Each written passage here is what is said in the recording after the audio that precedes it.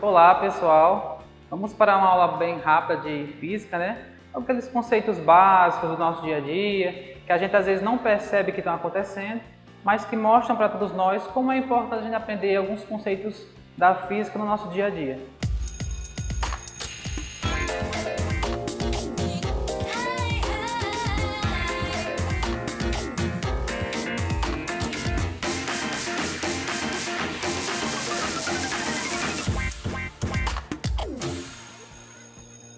Então temos aqui para vocês alguns exemplos de como é que funciona as mudanças de estado físico da matéria.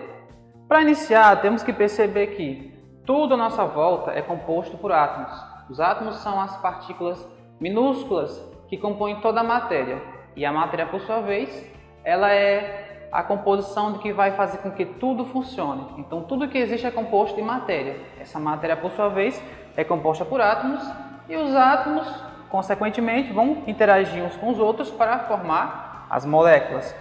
Então, o que acontece?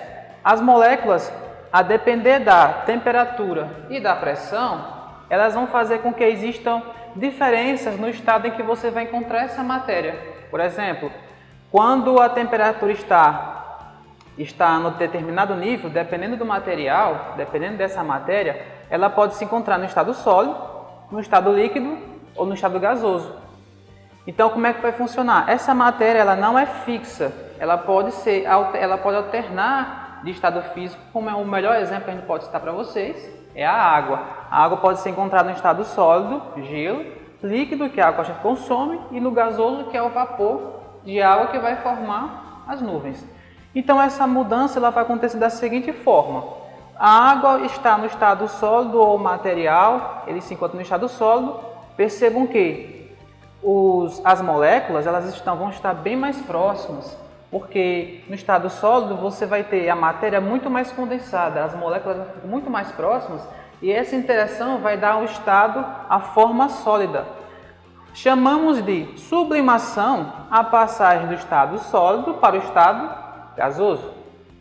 E quando esse estado gasoso ele volta para o estado sólido, a gente vai chamar esse processo de ressublimação.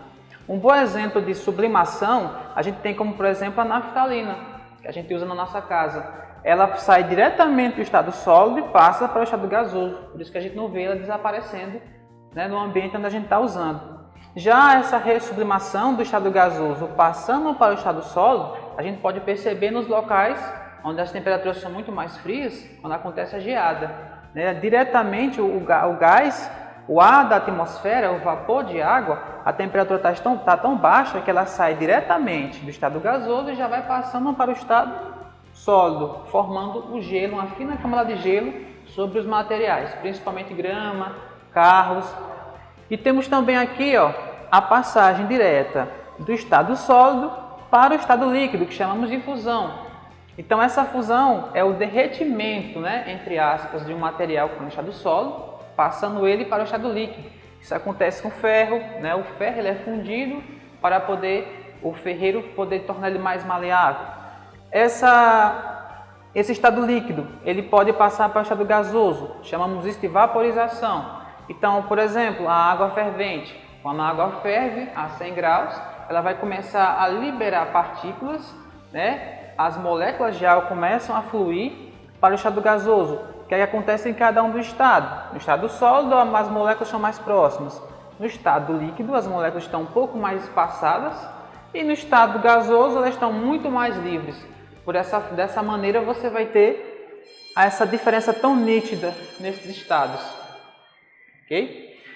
Já a mudança do estado gasoso para o estado líquido, chamamos de condensação. São processos que a gente pode visualizar, por exemplo, quando você está fazendo o cozimento de um alimento e você retira a tampa da panela e você percebe que o vapor ele se acumula na tampa e ela começa a ficar líquida. Né? Então você tem um exemplo prático de condensação. E para finalizar, nós temos a mudança do estado líquido para o estado sólido, que chamamos de solidificação, que é o que acontece quando colocamos o gelo, a água na geladeira, na nossa forma para poder formar os cubos de gelo. Temos um exemplo prático de sublimação.